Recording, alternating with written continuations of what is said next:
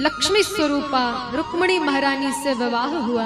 एक पुत्र को जन्म दिया जिनका नाम है प्रद्युम्न। संबरासुर ने हरण कर लिया, लेकिन मछली ने जब निगल लिया और मछली के पेट से संबरासुर का वध करने वाले प्रद्युम्न जी प्रकट हुए।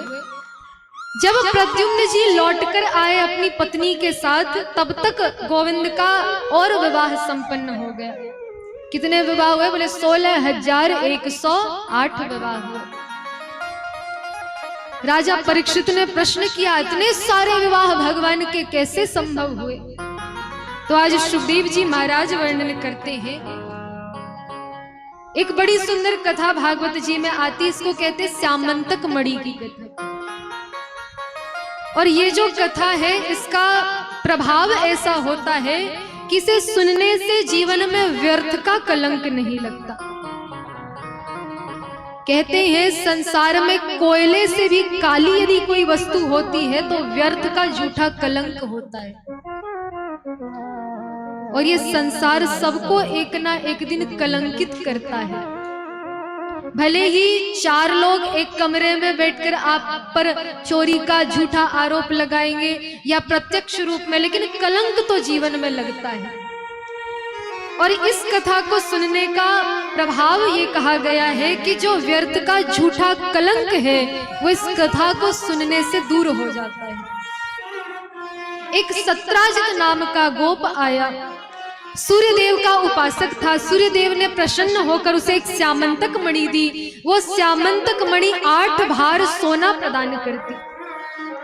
8 भार का मतलब आप 8 तोले मत समझना, 8 भार अर्थात 2 क्विंटल सोना नित्य प्रदान करती। भगवान ने कहा, इतना स्वर्ण प्रदान करने वाली मणि, एक काम करो, इसे हमारे राजकोष में जमा कर दो।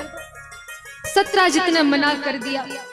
दूसरे दिन उसका भाई प्रसेनजित उस मणि को गले में लटकाकर वन में गया तो एक सिंह ने उसे मार दिया। मणि लेकर गया, सिंह को जाम्बवंत जी ने मार दिया और मणि लेकर अपने गुफा में चले गए।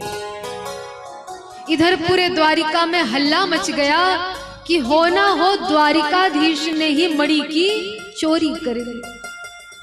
आप विचार करिए महाराज, ये संसार है, भगवान को इस संसार ने नहीं छोड़ा। हमारी और आपकी बात ही क्या, छोटी मोटी विपत्ति आ जाए हम कितना घबरा जाते हैं, टूट जाते हैं, हार जाते हैं। लेकिन महाराज ये संसार है, संसार वाले कभी किसी के अपने नहीं हो सकते। बिना स्वार्थ के कोई कभी किसी का अपना नहीं हो सकता। भगवान को नहीं छोड़ा संसार ने कलंक लगाने से, तो हमारी और आपकी बात ही क्या करें। और उस समय सबको पता था कि द्वारिकाधीश कोई साधारण नहीं, ये भगवान है। लेकिन भगवान है ये जानने के बाद भी लोगों ने उन पर झूठा आरोप लगाया, कलंक लगाया। पता लगाने के लिए जैसे द्वारिकाधीश गए, पता करते करते जाम्बवंत जी की गुफा में प्रवेश कर गए। जाम्बवंत जी से युद्ध करते हैं। जब जाम्बवंत जी हारने लगे, उन्हें पता चल गया ये कोई और नहीं, मेरे प्रभु राजा राघवेंद्र सरकार है।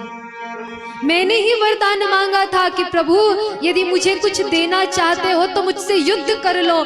तब राम जी ने कहा, भैया अभी तो मर्यादा पुरुषोत्तम है, स्वामी और सेवक का युद्ध मर्यादा के विरुद्ध है, इसलिए अगली बार जब लीला पुरुषोत्तम बनकर आएंगे तो तुम्हारी इच्छा की पूर्ति होगी। इसलिए आज हाथ जोड़कर जाम्बवंत जी ने कहा, बस बस प्रभु, हम आपको पहचान गए, आप हमारे प्रभु राघवेंद्र सरकार हैं। मणि हाथ में देकर अपनी पुत्री का कन्यादान भगवान से कर दिया। तो भगवान का दूसरा विवाह हुआ जाम्बवती जी के साथ। जैसे लौट कर आए तो अब सत्राजित की स्थिति क्या हुई? बोले पूरे द्वारिकावासी डंडे लेकर उसके घर के बाहर बैठ गए।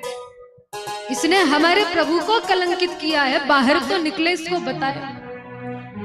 सत्राजित बड़ा घबराया, अब क्या करे। सत्राजित ने कहा बचने का एक ही उपाय है, अपनी पुत्री सत्यभामा को लेकर गए और भगवान से विवाह करा दिया। तीसरा विवाह हुआ सत्यभामा से, चौथा विवाह हुआ कालिंदी यमुना महारानी के साथ। आज भी श्रीधाम वृंदावन धाम में भगवान की पट रानी श्री यमुना जी महारानी है। पांचवा विवाह हुआ मित्र वृंदा से, छठवां विवाह हुआ सत्या से, सातवां विवाह हुआ भद्रा से और आठवां विवाह हुआ लक्ष्मणा जी से। ये अष्ट पटरानियां कही गई। लेकिन थोड़ा स्पष्ट समझिए, ये अष्ट पटरानियां कौन है?